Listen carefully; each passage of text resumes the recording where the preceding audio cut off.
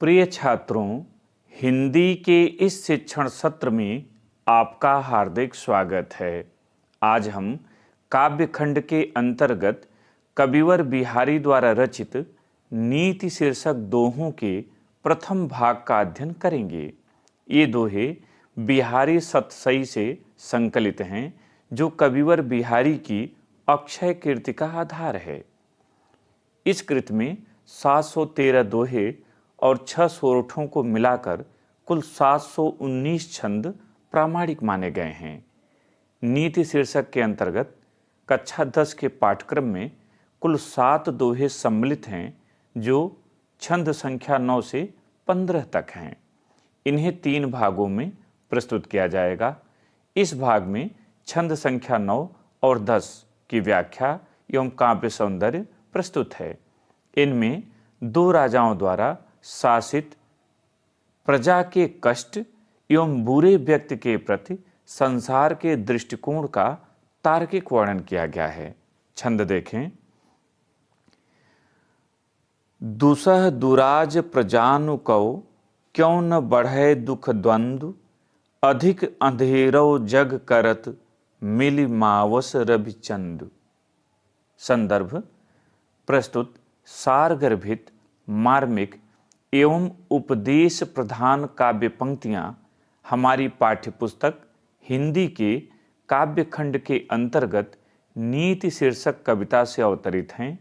इसके रचयिता रीतिकाल के रीति सिद्ध कवि बिहारी लाल जी हैं और यह उनके काव्य ग्रंथ बिहारी सतसई से संकलित है।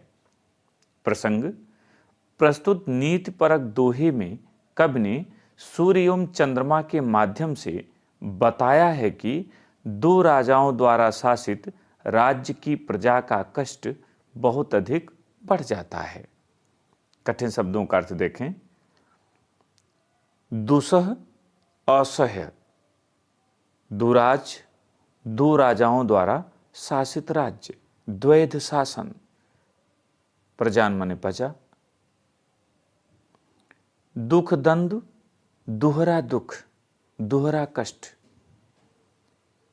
अंधेरो, अंधकार, जग माने संसार, मिल माने मिलकर, मावस अमावस्या, रवि माने सूर्य और चंद्र माने चंद्रमा। व्याख्या देखें। कविवर बिहारी जी कहते हैं कि दुसह दुराज प्रजान को क्यों न बढ़े दुख दंड। जिस राज्य में 2 राजाओं का शासन होगा, उस राज्य की प्रजा का दुख 2 गुना क्यों न बढ़ेगा। अर्थात जिस राज्य में 2 राजाओं का शासन होगा, उस राज्य की प्रजा का कष्ट 2 गुना बढ़ जाएगा, क्योंकि 2 राजाओं के भिन्न भिन्न आदेश, नियमों और नीतियों का पालन करना अत्यधिक कठिन होगा।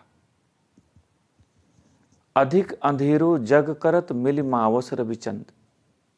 कवि दृष्टांत देता है कि जिस प्रकार अमावस्या की तिथि को सूर्य और चंद्रमा एक ही राज पर मिलकर संसार में अत्यधिक अंधेरा करते हैं, उसी प्रकार 2 राजाओं का एक ही राज्य पर शासन करना प्रजा के लिए दुहरे कष्ट का कारण बन जाता है। 10वां दोहा देखें। बसै बुराई जासु तन, ताही कौ सन्मान, भलो भलो कही छोड़िए, खोटे ग्रह जपुदान। यहाँ प्रसंग होगा। प्रस्तुत पंक्तियों में इस सत्य को स्पष्ट किया गया है कि संसार में दुष्टों का सम्मान उनके अनिष्ट कार्यों से बचने के लिए किया जाता है। कठिन शब्दों का अर्थ देखें। बसै माने बसना, वास, जास माने जिसके, तन माने शरीर, ताही को उसी का, सम्मान माने सम्मान, आदर, भलो माने अच्छा, भला, खोटे, खोटे ग्रह का अर्थ होगा अनिष्टकारी ग्रह जैसे शनि आदि। जप माने जाप, दान, दान।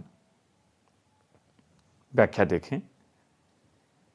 कवि बिहारी कहते हैं कि बसे बुराई जासु तन ताहि को सम्मान।